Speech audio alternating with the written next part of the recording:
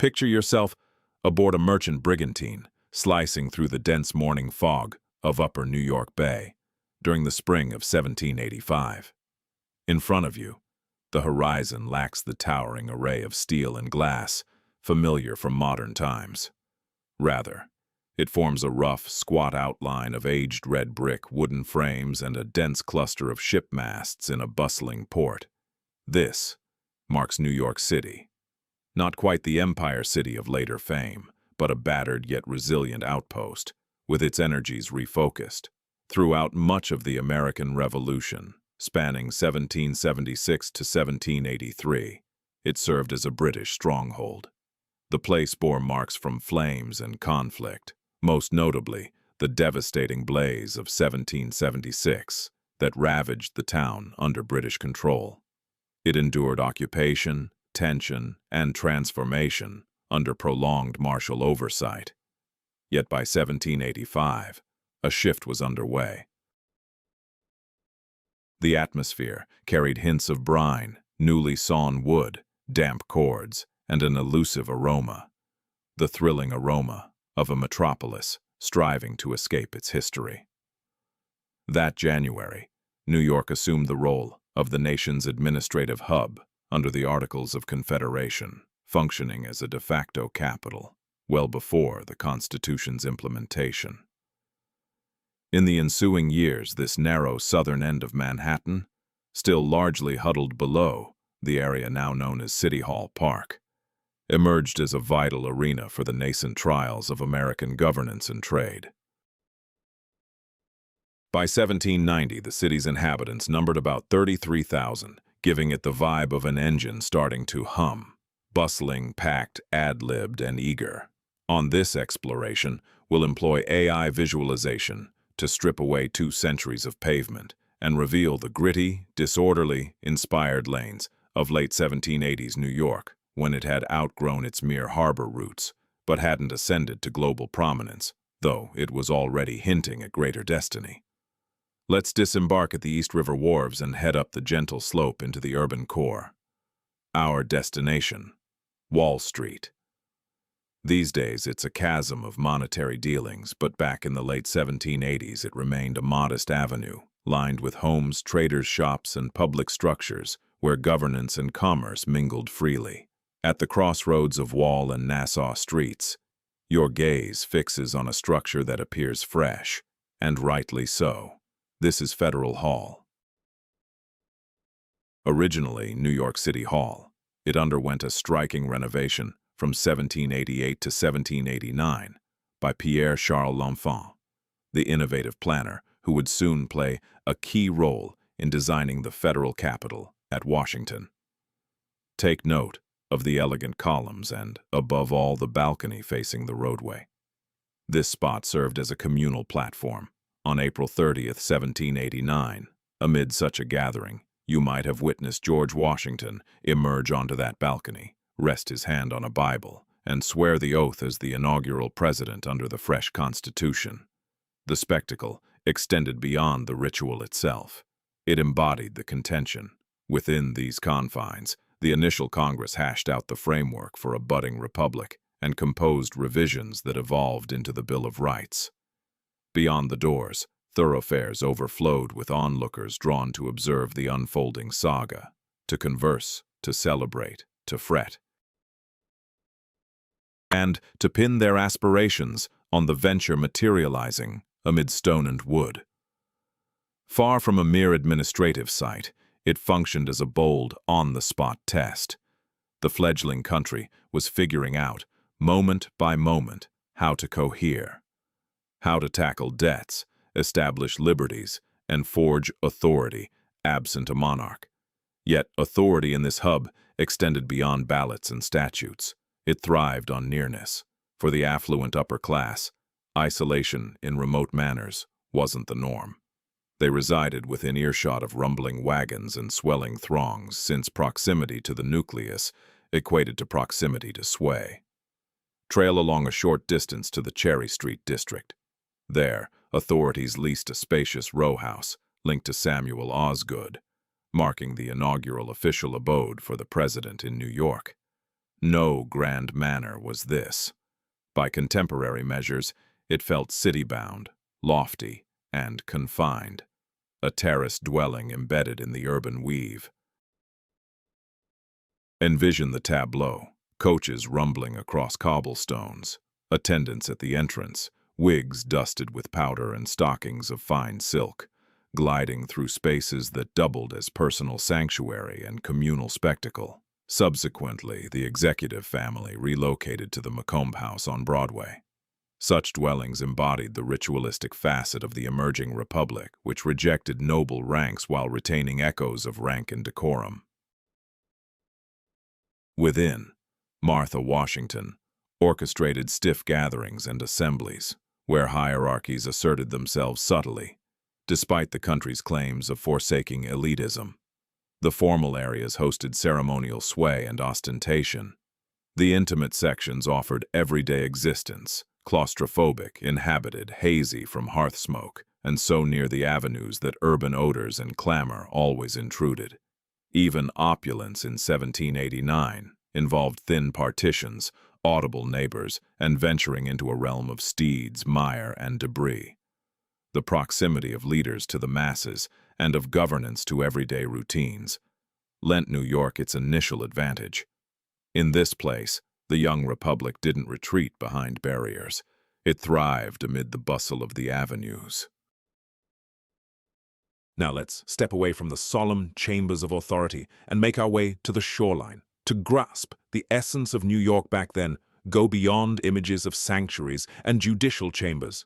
Consider the spots where news spread most rapidly. Inns, piers, and coffee spots. These weren't serene lounges. They were boisterous, haze-filled spaces where trade chatter flew as quickly as spoken words.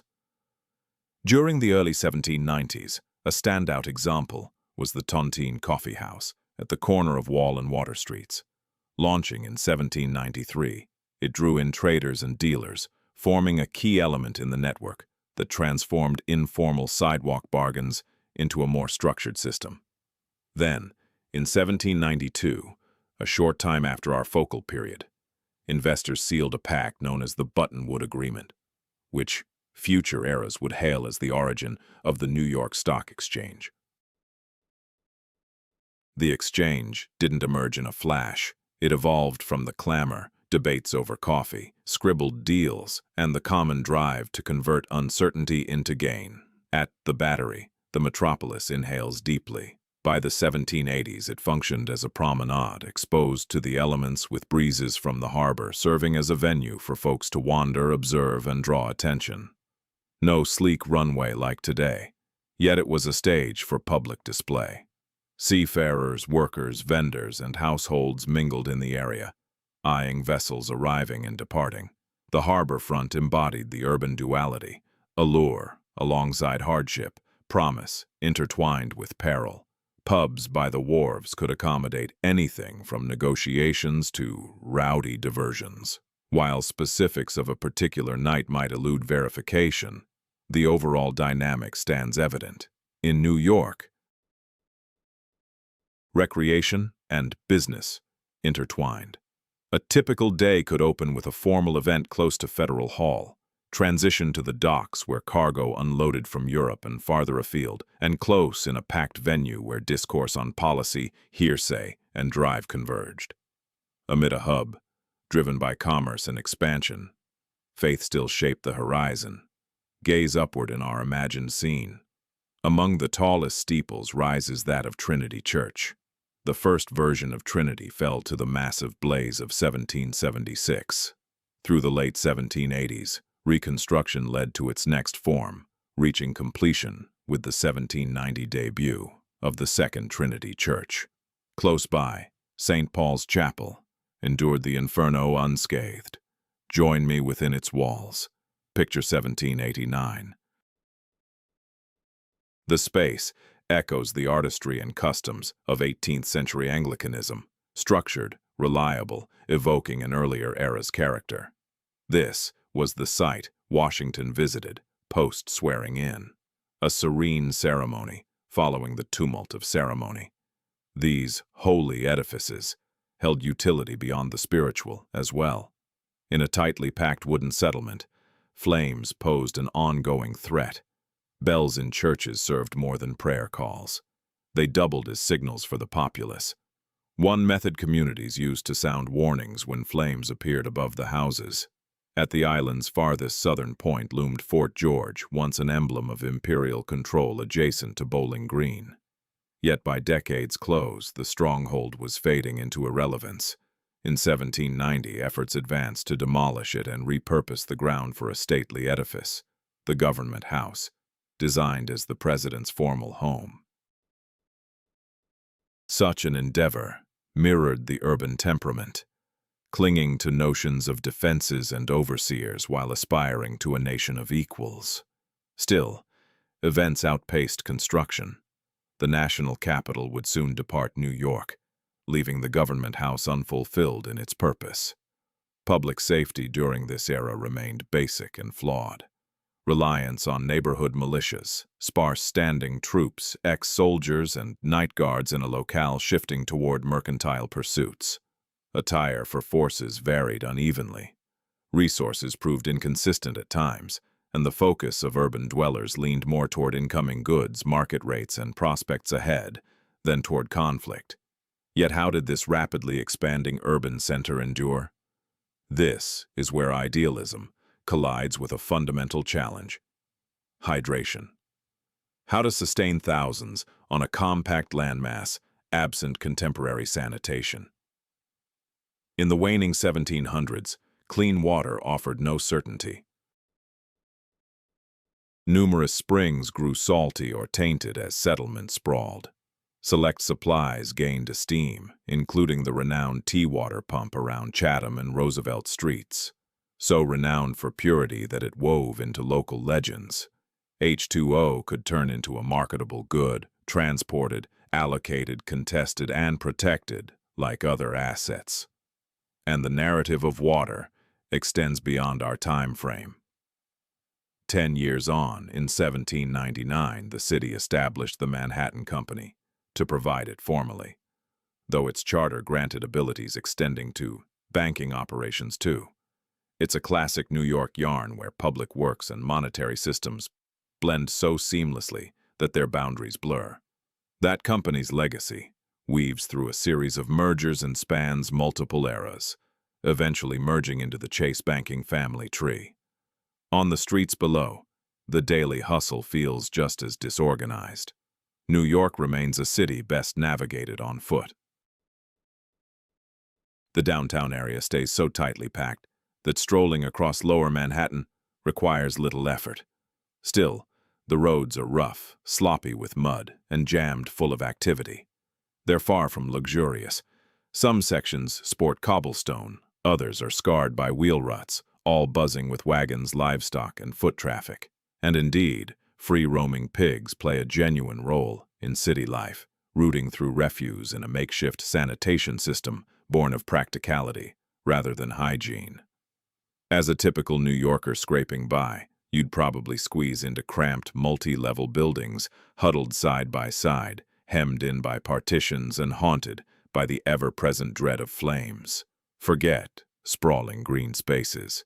This is a metropolis of barriers, entrances, steps, and communal breaths. But even in this squeeze, the northward push feels imminent. Though the landmark 1811 Commissioner's Plan lies in the future, surveys and visions from the late 1700s start sketching the island as a grid to quantify, portion out, and stretch, because the expansion is inevitable. The city must climb the length of Manhattan.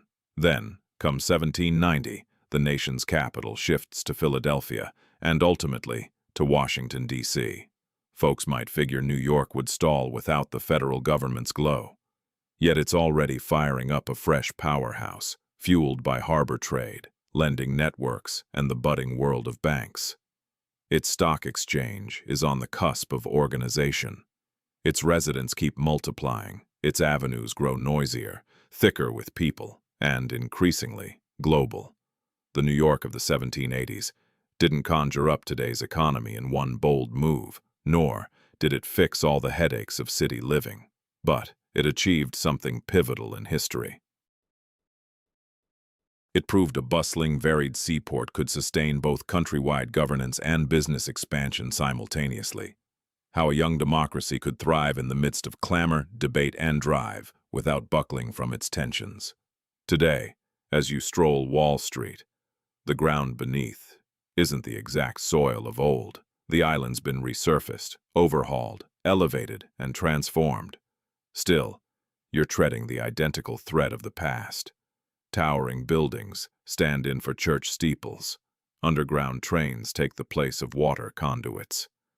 And so much of the contemporary city's ingrained patterns, money tangled with authority, civic energy bleeding into personal spheres, the unyielding rush of possibility, took root right here in the waning years of the 1700s. New York didn't merely observe the United States' formative days. It actively molded the nation's path when government and commerce collided right on the pavement.